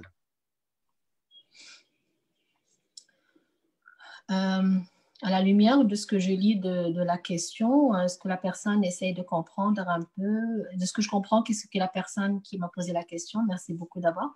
Donc, si vous êtes contre ce comportement-là, vous êtes contre cette stratégie-là que les PDG vraiment justement font ce qu'on appelle le transfert de propriété à leurs jeunes. À partir de ce moment-là, comment moi je peux évaluer, c'est du cas par cas. Je ne peux pas dire que c'est égocentrique parce que si c'est fait dans un vous, de ce que je comprends, quand vous m'avez posé la question, vous observez, vous avez la crainte que ça soit fait de manière à ce que ça ne respecte pas les employés, puis que ça ne prend pas en considération le bien-être des employés, peut-être par peur que ces progénitures ne soient pas à la hauteur et qu'ils ne soient pas peut-être, qui ne disposent pas des compétences et des skills nécessaires pour diriger, c'est-à-dire l'entreprise. Moi, Ouais. la réponse, je dirais que c'est du cas par cas. Donc, si c'est fait c'est sûr que ça doit être fait c'est-à-dire en considérant toujours, moi, je mets toujours l'humain au cœur de ça, vraiment au cœur de l'entreprise. Pour moi, c'est essentiel. Si on veut vraiment assurer la continuité de notre boîte, de notre entreprise, j'ai envie de vous dire que vraiment, c'est le secret de base. C'est vrai qu'il y a tout le volet administratif, tout le volet, on va dire, c'est-à-dire logistique et tout ça, c'est essentiel. Mais qu'on mise sur le facteur humain, j'ai envie de vous dire que c'est pas mal le secret de la réussite des grands entrepreneurs au Nord-Amérique, bien entendu, partout de ce que je vois là d'après mes observations. Donc, ceci pour dire que oui, si c'est fait dans un contexte humain, dans un contexte, c'est-à-dire stratégique bien défini, en prenant en considération, bien entendu, les intérêts des employés, les intérêts des personnes qui vont accueillir ce nouveau dirigeant, je dirais que ça peut être oui. Est-ce que c'est égocentrique? Je ne peux pas trop prononcer sur cette philosophie de faire les choses parce que ça dépend c'est-à-dire d'une compagnie à l'autre. Ça peut être bénéfique comme ça peut être mauvais. Tout dépend de la façon comment on le fait. C'est sûr qu'on doit éviter que ça soit fait de manière égocentrique. C'est sûr que j'invite un peu les dirigeants ou les personnes qui voudront et justement adopter cette décision ou ce choix au niveau entrepreneurial de prendre en considération, de mettre en place justement toute une stratégie de communication avec les employés, de les consulter pourquoi pas, de les préparer psychologiquement. Il y a plusieurs choses à faire. Il y a vraiment plusieurs étapes à faire à ce niveau-là. Excellent. Il y a une question que j'ai du mal à comprendre, à reproduire. C'est de la part de Madame Soumeya Azmi. Elle est avec nous sur Zoom. Madame Azmi, est-ce que vous êtes connectée? Vous souhaitez prendre la parole? Madame Azmi. Oui, allô? Ah, excellent, super. Vous m'entendez? Oui, vous avez le micro. Oui, parfaitement, oui. Oui, bon, j'aimerais bien remercier Madame pour le partage. C'est un plaisir vraiment pour rester scotché devant un écran comme ça et vous écouter. Vraiment, c'est un plaisir. Et puis, il y a quand même cet échange que j'aime bien de la part de l'animateur qui nous donne chaque fois la parole. C'est pas donné. Alors, ma question, peut-être que je l'ai mal formulée, mais d'après ce que vous avez dit, si j'ai bien compris, pour vraiment se débarrasser, en parlant du stress, de se débarrasser de cet état de stress, il faudrait, comment dire, switch off. Il faudra se décoller de cet état de conscience. Quand on est très dans le conscient, ça veut dire qu'on est stressé. C'est bien ça, si j'ai bien compris. D'accord. Donc, est-ce que ça va? C'est bon, je peux reprendre, je peux donner une réponse, Madame Azmi? Oui, mais en fait, ma question, c'était par rapport, est-ce que vraiment, quand on est dans un état de stress qui est devenu une habitude, on va dire, pour bien produire, est-ce que le fait de vraiment décoller de ce conscient, ça va être facile? Est-ce que ça doit Non. se faire La réponse, par phase? Parce que ça me semble d'accord. difficile ce que vous dites là, d'être dans Je un comprends. état de déni. Je comprends. Merci beaucoup, Madame Azmi. C'est un plaisir J'en pour moi prie. aussi de vous écouter, d'échanger avec vous Merci beaucoup. et d'échanger justement les façons de faire parce que c'est sûr que moi, j'ai beaucoup évolué au sein de la société canadienne, de la société québécoise. Donc, c'est un plaisir pour moi Je connais aussi le modèle entrepreneurial au Maroc dans mes débuts, donc comme responsable et tout, avant de venir ici.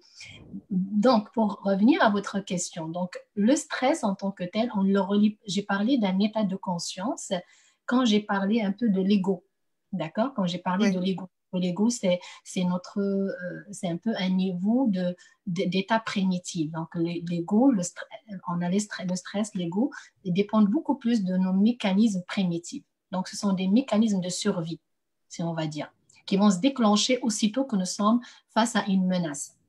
Dans le stress, la menace est réelle. Dans l'anxiété ou dans l'ego, si on va dire, parfois la menace elle peut être irréelle, ça peut être juste imaginaire, une appréhension. C'est-à-dire nous ne sommes pas face à un réel danger. Quand j'ai parlé des niveaux de conscience, à quoi je faisais référence, c'est que c'est-à-dire c'est pas de négliger un peu les niveaux primitifs, mais bien entendu de les considérer, de les comprendre et de travailler bien entendu à un moment donné un niveau de conscience, de pensée où on peut travailler ce qu'on appelle les distorsions cognitives, que je vais peut-être aborder une autre fois pour les expliquer. Ce sont les pensées qui vont aller nourrir ces états primitifs. Donc, au début, il ne s'agit pas de quitter ces états-là, non, pas du tout. Il ne s'agit pas non plus de se décoller de là puis aller directement à un niveau de conscience. Non plus, ce n'est pas le but. Bien entendu, d'être dans ces états-là, de les comprendre, de les accueillir et de voir un peu les messages qui se cachent derrière. Et par la suite, essayer de tendre vers un niveau de conscience qui nous aide dans la prise de décision ou bien dans l'action juste qu'on souhaite, pour que ça ne soit pas que nos actions, que nos décisions, que nos réactions dans la proactivité ne soient pas dictées uniquement par ces états primitifs, par notre ego, par notre anxiété, cette appréhension de l'avenir et des pires scénarios, et du stress qui est relié intimement aux 4 éléments que j'avais nommés: le contrôle, l'imprévisibilité, la nouveauté et l'ego. On va dire qu'une personne va vivre un niveau de stress si au moins 3 de ces éléments sont présents. C'est-à-dire on peut faire parfois face à une imprévisibilité, mais s'il n'y a pas atteinte de l'ego, s'il n'y a pas s'il n'y a pas de la nouveauté, s'il n'y a pas du contrôle, on peut être bien, on peut être capable de s'autogérer là-dedans. Est-ce que c'est un peu clair, Madame Azmi? Oui, donc on est bien dans la première phase de ce que vous avez dit. Ça veut dire qu'on est conscient de ce qui se passe. Voilà, donc j'ai bien compris. Donc le mot que j'ai choisi de décoller, ça reflète un petit peu la situation. Donc, excellent. Donc si ça a du sens pour vous, c'est ça le plus important pour moi. Mais c'est important de réaliser qu'il ne s'agit pas de dénier ces états-là. Ça veut dire ils sont là, ils sont présents, parce que souvent, c'est ça ce que je rencontre des fois en clinique, c'est que les personnes vont adopter une réaction du coup pour dire eh ben, finalement, ça ne vaut pas la peine pour que je stresse. Non, ce n'est pas ça. Parce que s'il y a un élément stresseur, s'il y a un élément qui déclenche l'anxiété ou un élément qui déclenche notre ego, c'est qu'il faut le considérer au début. Par la suite, on va comme transiger vers un état de conscience qui va aider ces états primitifs. C'est ça ce que je veux dire par faire de son ego son allié. Ou bien de son stress son allié. Et bien entendu, après, on va arriver un peu à l'étape où on va chercher des stratégies concrètement. Des stratégies concrètement, ça, je peux vous en revenir après pour vous en partager quelques-unes. Merci beaucoup, madame. Super. Merci. Ça me fait plaisir, ça me fait plaisir. Si je résume avec mes mots, je veux dire, mettre ou la faire de l'ego son allié, c'est quelque part, c'est accepter ce qui se passe, accepter la réalité dans un premier temps, c'est bien ça. Prendre conscience, justement. C'est prendre conscience de la réalité et d'accepter que nous sommes, c'est-à-dire qu'actuellement, c'est l'ego qui parle. C'est-à-dire de le considérer, de prendre conscience, finalement, ce discours-là, il est légitime parce que c'est mon ego qui est en train de me parler et que, au final, c'est que mon ego est en train de me protéger. Bien entendu, ici, je parle des cas normaux parce qu'on peut aller vers ce qu'on appelle des cas, ça va être beaucoup plus thérapeutique. On va voir ce qu'on appelle un état d'égocentrisme, c'est-à-dire excusez-moi, je cherche le mot. Égocentrisme. D'égocentrisme qui est maladif. Ça, c'est un autre niveau qu'on va aller, je ne peux pas non plus, c'est-à-dire trop le décortiquer aujourd'hui. Mais dans un état d'ego, on va se sentir comme il y a une réaction qui nous dit, par exemple, que je suis le meilleur, que c'est moi qui sais tout. C'est de prendre conscience de ce discours et de le considérer. Ben, pourquoi j'ai ce discours-là, en fait? Qu'est-ce qu'il cherche mon ego à me faire passer comme message? Par la suite, c'est ça ce que moi j'appelle agir en pleine conscience. C'est que je considère le tout et je regarde un peu jusqu'à quel point ça peut me servir et aussi jusqu'à quel point ça peut me nuire. Est-ce que je le considère ou je le mets de côté? C'est pour moi, c'est ça un leader conscient. C'est un leader qui est capable de faire la distinction dans son discours intérieur et d'être le maître de son discours intérieur. Bien sûr, tout en comprenant, bien sûr, tous ces mécanismes. Parce que si on ne les comprend pas, si on ne comprend pas leur fonctionnement, c'est sûr que ça va être difficile d'en prendre conscience. Donc, le mot maître, c'est prendre conscience des mécanismes qui nous traversent. Voilà. Tout à fait. Il y a une petite question sur... pardon. Oui, en premier, c'est la première étape, en fait. Excellent, d'accord. Là, il y a des questions, 2-3 questions qui sont autour de pleine conscience. Moi, je ne sais pas si vous pouvez un petit peu développer ce concept-là par rapport à la pleine conscience. Il nous reste 5-7 minutes. Je ne sais pas si vous pouvez donner un petit peu plus de détails là-dessus, d'informations là-dessus. Il n'y a pas de souci. Alors, ça va me faire grand plaisir. Alors, qu'est-ce qu'on veut dire par la pleine conscience? D'accord? Donc, la pleine conscience, ça ne veut pas dire que il y a beaucoup de personnes qui pensent que c'est un état où on va qu'on va se déconnecter de nos pensées, de nos interactions intérieures. Ce n'est pas ça du tout. Être en pleine conscience, justement, c'est avoir cette posture d'observateur. C'est souvent, moi, je fais la référence pour dire, soyez la posture d'un extraterrestre. Ça veut dire avoir une posture d'un extraterrestre. Quand un extraterrestre, admettons, arrive sur notre planète Terre, eh bien, c'est sûr que il n'a aucune programmation en arrière. Tout ce qu'il voit, en fait, c'est pour lui, c'est du nouveau. Donc, cet extraterrestre, c'est qu'il va avoir cette posture de juste regarder, observer. Donc, la pleine conscience en tant que telle, c'est premièrement cette posture-là, c'est développer en fait la capacité ou la compétence d'observer sans évaluer, sans juger, sans poser un jugement ou une interprétation. Et quand je dis ça, c'est ça ce que je veux dire par déjouer les mécanismes. Parce que, veut pas, on ne peut pas réellement être constamment en pleine conscience. Ce n'est pas possible parce que notre cerveau fonctionne à la longueur de la journée pour 2 raisons.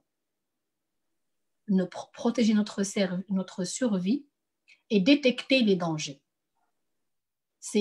Notre cerveau, c'est ça sa tâche principale. Détecter les dangers, protéger notre survie. Donc, pour sortir un peu de ces automatismes de notre cerveau, nous avons besoin de s'élever un peu à d'autres niveaux de conscience que nous avons, bien entendu, à l'intérieur de nous, dans notre abstrait, notre monde un petit peu subconscient et inconscient au niveau du corps, au niveau de la circulation, au niveau de notre corps. Donc, pour, comme j'ai nommé, être capable de poser les bonnes actions et reprendre surtout le pouvoir d'agir. Parce qu'il n'y a pas pire pour un entrepreneur ou pour un gestionnaire ou pour un dirigeant, c'est quand on perd le pouvoir d'agir. Et la meilleure façon pour le faire, notamment bien entendu avec plein d'autres outils, il y a vraiment l'outil de la pleine conscience. Et là, je peux parler de la pleine conscience formelle et non formelle. La formelle, là, je fais référence un peu à la méditation, qui est très connue comme outil thérapeutique maintenant, que moi-même j'enseigne et je fais avec mes patients. et bien entendu en milieu d'entreprise, bien entendu en milieu de travail, mais aussi ce qu'on appelle la pleine conscience qui est non formelle. Et c'est là où on va parler de cet état justement de transition vers développer un état de mindset, de conscience, non seulement relié à notre mental, il s'agit de apaiser notre mental et de se connecter avec d'autres ressources à l'intérieur de nous. Et la beauté avec la pleine conscience, si je me le permets, c'est qu'elle va nous permettre non seulement de détecter ou bien de connecter avec nos ressources innées ou ce que nous avons comme compétences, mais d'en développer des nouvelles. À force de pratiquer, on va vraiment déjouer les mécanismes du stress, de l'ego, de l'anxiété et bien entendu de développer des skills ou des ressources qui vont nous servir autant au niveau relationnel, personnel, mais aussi professionnel. Donc, en résumé, c'est ce que je peux vous dire aujourd'hui sur la pleine conscience. Excellent, super, super, super. Il y a un petit commentaire de M. Slimani, il dit le bouddhisme utilise beaucoup cette technique. Je ne sais pas si vous confirmez cette assertion. Oui, en fait, ce que je veux dire, moi, quand je parle de la pleine conscience, parce que c'est vrai qu'on entend parler un peu c'est-à-dire l'aspect spirituel, mais aujourd'hui, moi, je vous parle de ce qu'on appelle, celle qu'on utilise ici au Nord-Amérique, en fait, c'est cet art thérapeutique qui est en fait plutôt une philosophie et une stratégie non laïque. Donc, je veux vraiment être claire là-dessus parce qu'on l'utilise dans un processus beaucoup plus pour développement, pour connexion avec soi, pour connaissance de soi, pour maîtrise de soi, pour être encore plus productif, plus performant et aussi dans un processus qui est vraiment c'est-à-dire non religieux, vraiment laïque. Laïque, oui. Voilà. Pourquoi? Parce qu'il y a une distinction à faire. C'est quelque chose que je peux aussi amener aujourd'hui parce qu'il ne faut pas mélanger la méditation, on va dire les états méditatifs par rapport à la religion Dhyana et tout. Ça, c'est parfait. Ça, c'est un autre état, c'est-à-dire qu'on va aller chercher. La pleine conscience en tant que telle, celle que je vous partage aujourd'hui, c'est beaucoup plus utilisé dans un contexte, comme j'ai dit, purement neurologique, thérapeutique et aussi en lien avec les neurosciences ou les mécanismes du cerveau. Donc, il va être très ciblé et non aléatoire en fait. On va cibler des objectifs par rapport, c'est-à-dire quand j'accompagne une personne ou un groupe de personnes ou un dirigeant c'est-à-dire peu importe le contexte. Donc, je vais avoir un objectif précis et ça sera beaucoup plus un outil thérapeutique plutôt que religieux ou spirituel. Excellent, super. Merci beaucoup, Madame Arofi. C'était une excellente session. Avec grand plaisir. Je crois qu'on a fait le tour. Je remercie tous les participants. Je vous remercie infiniment pour cette session-là. Je vous remercie aussi parce que vous avez proposé d'animer d'autres sessions. Peut-être on va reprendre ça plus tard ensemble pour voir quels sont les thèmes que vous souhaitez animer suite aux différentes questions que nous avons eues. Ça, on va le prendre, Inch'Allah, en off. Si vous le souhaitez. Merci beaucoup, Madame Arofi. Je remercie à tous les participants qui étaient avec nous. Un remerciement aussi pour ceux et celles qui étaient sur Facebook. Un grand remerciement pour toutes les personnes qui ont posé des questions. On va prendre, je ne sais pas si vous souhaitez prendre une petite question rapide parce qu'il ne reste pas beaucoup de temps. C'est de Madame Hanan Harshawi. Madame Hanan, vous souhaitez intervenir? Ah non, c'était plus un remerciement. Je voulais juste vous remercier. C'est la première fois, c'est grâce à Madame Arofi que j'ai connu votre page. Donc, je vous remercie beaucoup. C'était un plaisir et c'est toujours d'ailleurs un plaisir d'écouter Madame Arofi. Et là, je vais écouter les autres intervenants. Inch'Allah, je vais m'inscrire. Je vous remercie beaucoup pour vos efforts. Inch'Allah, merci beaucoup. Les remerciements sont très importants, hein, surtout en période de stress. Bah oui, tout à fait. Exactement. Tout à fait, c'est aussi, si vous me le permettez, justement, en parlant de la pleine conscience, en fait, la gratitude ou la reconnaissance que moi, j'encourage beaucoup en milieu de travail, c'est de reconnaître justement les efforts de nos employés, de nos collaborateurs. Donc, la reconnaissance, la gratitude, en fait, ce sont des portes de la pleine conscience. Et entre autres, c'est prouvé maintenant dans toutes les recherches en neurosciences, l'impact sur le cerveau, sur notre état de bien-être. Et qui dit un état de bien-être et un fonctionnement, c'est-à-dire un état de bien-être au-dessus de la normale, ben c'est sûr, moi je vais vous ramener à ce que j'avais expliqué au début, les phases de fonctionnement. On va parler de ce qu'on appelle un fonctionnement optimal. Et c'est le but ultime, j'imagine, de tout entrepreneur, de tout dirigeant, de tout employé, c'est d'atteindre un état de fonctionnement optimal, ou du moins, quand ça arrive à un fonctionnement altéré, qu'on ait les ressources et les outils nécessaires pour revenir à un état de fonctionnement optimal. Alors, à mon tour, je tiens vraiment à vous remercier et j'étais très heureuse de partager avec vous mon expertise, mes années d'expérience. Brièvement, je sais qu'il y a beaucoup de contenu, mais je suis vraiment très reconnaissante pour votre présence, pour votre interaction, et je reste disponible à toutes vraiment vos questions. Je suis une passionnée de lettres, donc comme thérapeute, j'ai jamais cessé d'aller creuser là pour comprendre encore davantage les mécanismes et les relations humaines. Donc, la porte est ouverte pour un échange avec le Maroc. Merci pour l'accueil chaleureux à l'image des Marocains. Ça fait 18 ans que je suis ici et j'ai toujours adoré mon pays, puis j'ai toujours adoré la chaleur des Marocains. Super, magnifique. Écoutez, je tiens vraiment à remercier Madame Selma Regragui, l'ambassadrice du Club de dirigeants au Canada. Sans elle, on n'aurait peut-être pas eu l'occasion de faire connaissance de Madame Marofi. Donc, je vous remercie à tous et à toutes, et je vous dis à très bientôt. Pour information, là tout de suite, on va enchaîner avec une autre session de formation dans un autre domaine. C'est beaucoup plus dans la partie digitale.